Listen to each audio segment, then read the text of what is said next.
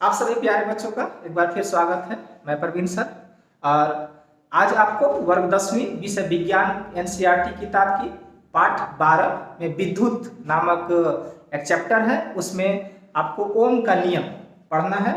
तो आज हम इसी ओम के नियम के बारे में आज हम विस्तार से इस पर चर्चा करने जा रहे हैं। इस ओम के नियम से हम जानेंगे कि किसी चालक तार में विद्युत कैसे प्रवाह होता है और उसको प्रवाह होने में कौन कौन सी बाधाओं का सामना करना पड़ता है। ये सारे ओम के नियम में हमें जानकारी मिलती है। तो आइए शुरू करते हैं कि ओम का नियम क्या है। पहले इसके बारे में हम समझते हैं। तो ओम का नियम हमें ये बताता है कि जब किसी चालक तार में विद्युत धारा प्रवाह किया जाता है तो विद्युत धारा बहुत सारी चालक के कारकों पर निर्भर करता है। उसमें विभवांतर कितना है, उसका प्रतिरोध कितना है। तो इन सारे चीजों में एक संबंध स्थापित करने के लिए हम ओम का नियम पढ़ते हैं। तो ओम का नियम हमें ये बताता है कि निश्चित ताप पर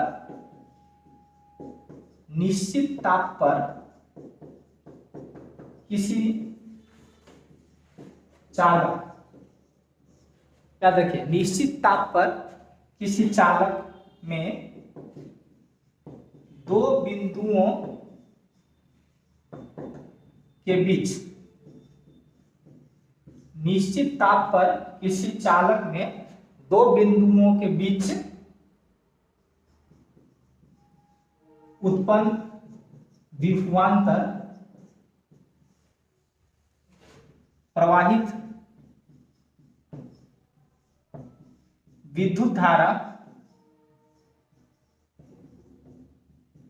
के समानुपाती होता है।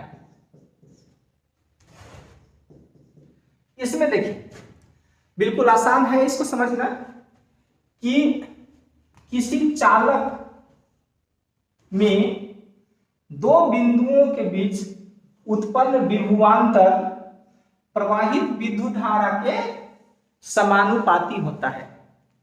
तो हम एक चालक लेते हैं,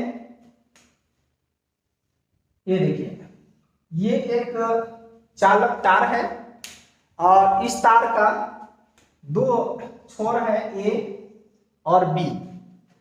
इस दोनों छोर में के बीच अगर हम विभवांतर भी देते हैं तो यह विभवांतर कितना होगा, यह इस बात पर निर्भर करेगा कि इसमें कितना विद्युत धारा का प्रवाह किया गया है और वह निश्चित ताप पे होना चाहिए। याद रखिएगा, यहाँ पे तापमान चालक का निश्चित रहना चाहिए, क्योंकि तापमान बढ़ने से अथवा घटने से चालक में प्रवाहित विद्युत धारा पर प्रभाव पड़ता है। तो विद्युत धारा पर तापमान का प्रभाव न पड़े इसलिए तापमान को स्थिर रखा जाता है, निश्चित रखा जाता है। तो तापमान निश्चित हो तो विभवांतर यानी वोल्टेज प्रवाहित विद्युत धारा यानी आई के समानुपाती होना चाहिए या होता है। तो इसको हम लोग कैसे समझते हैं, विभवांतर समानुपाती विद्युत धारा। ये देखिए, यही ओम का नियम है। ओम का नियम विभवांतर विद्युत धारा के समानुपाती होना चाहिए। अब विभवांतर को हम लोग V से दिखाते हैं, समानुपाती विद्युत धारा को I से दिखाते हैं। अब इस समानुपाती चिन्ह को हटाने के लिए हमें, अगर हम बराबर का चिन्ह प्रयोग करेंगे तो हमें एक यहाँ पे नियतांक लेना होगा। तो हम यह नियतांक R लेते हैं, यानी कि V बराबर आई आर या V बटे I बराबर R। चूंकि यह R कहां से आया, तो यह R एक नियतांक होता है, जहां R बराबर एक नियतांक है और इसी नियतांक को हम एक नया नाम से जानते हैं प्रतिरोध,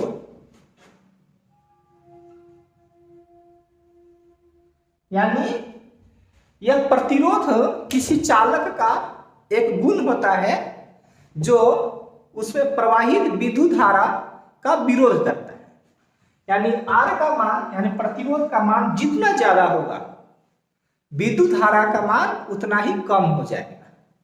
तो यह दोनों का अनुपात, यानी वोल्टेज बटे करंट के अनुपात को भी हम लोग प्रतिरोध कहते हैं। तो इसी अनुपात को, इसी सूत्र को हम लोग ओम के नियम से जानते हैं। अब ओम का नियम को हम सत्यापित कैसे करेंगे, कैसे जानेंगे कि यह ओम का नियम सत्य है? तो आइए हम ओम के नियम का सत्यापन को समझते हैं। ओम के नियम समझने के बाद अब बारी आती है ओम के नियम का सत्यापन कैसे करेंगे। तो ओम के नियम के सत्यापन के लिए हमें एक विद्युत परिपथ की आवश्यकता होती है, और यह विद्युत परिपथ आपको यहाँ पर दिख रहा है। तो पहले इस परिपथ को समझते हैं कि यह परिपथ क्या है और इसका मतलब क्या होता है। तो परिपथ में हमें एक विद्युत स्रोत यानी बैटरी चाहिए जो V वोल्टेज का होता है। उसके आगे एक हम स्विच लगाते हैं K, और एक हमें जरूरत पड़ती है एमीटर की। एमीटर विद्युत धारा को मापता है। उसके बाद इसी के श्रेणी क्रम में एक हमें चालक की आवश्यकता होगी। उस चालक का प्रतिरोध है, यहाँ R लेते हैं। तो यह प्रतिरोध R एक चालक है, और इस चालक के दो बिंदु A और B के बीच कितना विभवांतर उत्पन्न हुआ, इसको मापने के लिए हमें एक वोल्ट मीटर की आवश्यकता होगी। और ये वोल्ट मीटर इस चालक तार R के समांतर क्रम में जोड़ते हैं। उसके बाद वोल्ट मीटर और चालक B बिंदु पर आके मिलेंगे, और फिर इसको आगे बैटरी के दूसरे सिरा ऋणात्मक में जाके हम जोड़ेंगे। तो यह पूरा इस परिपथ का वर्णन हुआ। अब इस परिपथ का काम कैसे होता है?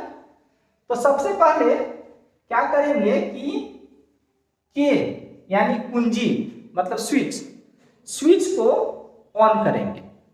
जब स्विच को ऑन करते हैं तो यहाँ एमीटर में एक फ्लक्चुएशन होगा, एक विचलन होगा, जो ये बताएगा कि कितना करंट यहाँ आया, और उसी प्रकार से वोल्ट मीटर भी बताएगा कि यहाँ कितना वोल्टेज आया। तो प्रथम बार हम ये दोनों का एक रीडिंग हम यहाँ लेते हैं। तो रीडिंग के लिए हमें एक श्रेणी, एक हमको टेबल लेना होगा। यहाँ हमें I और यहाँ हमें V यानी वोल्टेज। I जो है यह विद्युत धारा हुआ जो हमें एमीटर से प्राप्त होगा, और V यहाँ पर वोल्ट हुआ जो वोल्ट मीटर से हमें प्राप्त होगा। तो सबसे पहले हम क्या करेंगे कि जैसे ही कुंजी को यहाँ ऑन करेंगे तो उस समय एमीटर में और वोल्ट मीटर में कितना चेंजिंग आया, वो चेंजिंग हम यहाँ पर देखते हैं। तो सपोज कीजिए कि अगर एमीटर में अगर दो यहाँ पे हमें 2 एम्पियर की धारा अगर उदाहरण के रूप में आया, और वोल्टेज वहां पे मान लीजिए कि 10 आया, कुछ भी हो सकता है लेकिन हम एक उदाहरण के रूप में लेते हैं। यहाँ 2 आया, यहाँ पे 10 आया। उसके बाद आगे क्या करेंगे, ये मेरा एक रीडिंग हुआ। अब यहाँ पर जो बैटरी, मेरा विद्युत स्रोत हम बैटरी लिए थे, ये मान लीजिए कि एक बैटरी हम लिए। अब उसके बाद बगल में एक बैटरी और हम जोड़ दिए, यानी कि अब यहाँ पर हम 2 बैटरी को अब विद्युत स्रोत के रूप में हम ले रहे हैं। तो 2 बैटरी जो हम लेंगे विद्युत स्रोत में, तो जाहिर सी बात है कि अब इसका करंट में बदलाव होगा, विद्युत में बदलाव होगा, तो यहाँ पर वोल्ट मीटर में भी बदलाव होगा।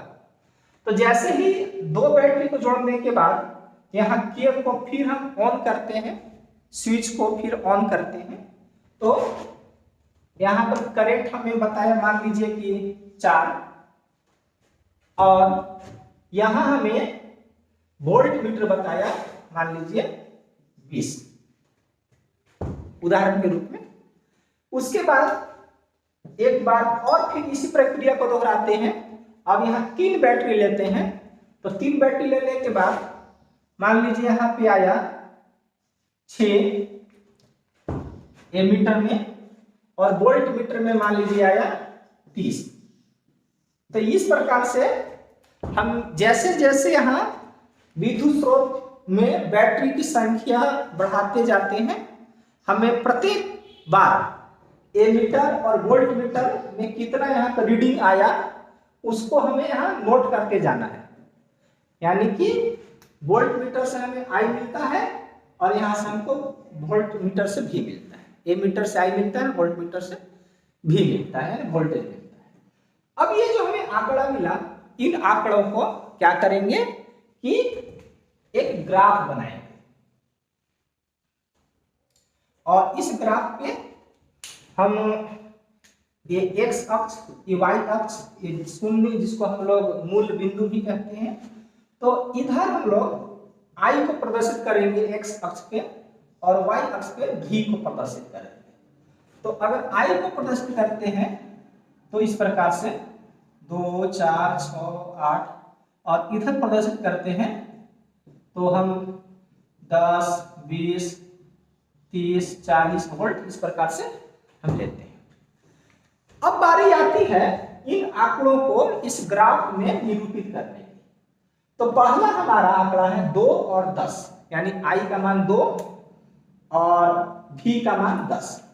तो 2 और 10 को जब हम लेंगे तो इस बिंदु पर हमें एक मिलेगा, इस बिंदु का मान हो जाएगा 2, 10।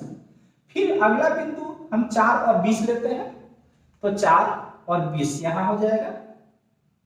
उसी प्रकार से तीसरा हम बिंदु लेते हैं 6 और 30, तो 6 और 30 यहां हो जाएगा। तो इस प्रकार से हम हमारा जो आंकड़ा आया उन आंकड़ों को इस ग्राफ पर बिंदु के रूप में, एक निर्देशांक के रूप में हम इसे प्रदर्शित करते चलेंगे। उसके बाद जैसे ही प्रदर्शित कर लेंगे तो अब ये जितने बिंदुएं मिल रही हैं उनको स्केल पे रख के हम देखेंगे तो वो सब एक सीधी रेखा में हमें प्राप्त होता है। यह सीधी रेखा मिलने का मतलब यह हुआ कि विभवांतर और विद्युत धारा में जो संबंध है वह समानुपाती का संबंध है, यानी कि V और I में एक समानुपाती का संबंध है, और यही हमको ओम का नियम बताता है, यानी कि विभवांतर विद्युत धारा के समानुपाती होता है। तो इस प्रकार से हम इस परिपथ और इस ग्राफ की सहायता से हम ओम के नियम का सत्यापन करते हैं। तो इस प्रकार से हम ओम का नियम, उनका सत्यापन को समझते हैं। तो आपको इसमें अगर कहीं कोई समस्या हो समझने में तो आप हमें जरूर कमेंट करके बताएंगे। तब तक के लिए धन्यवाद।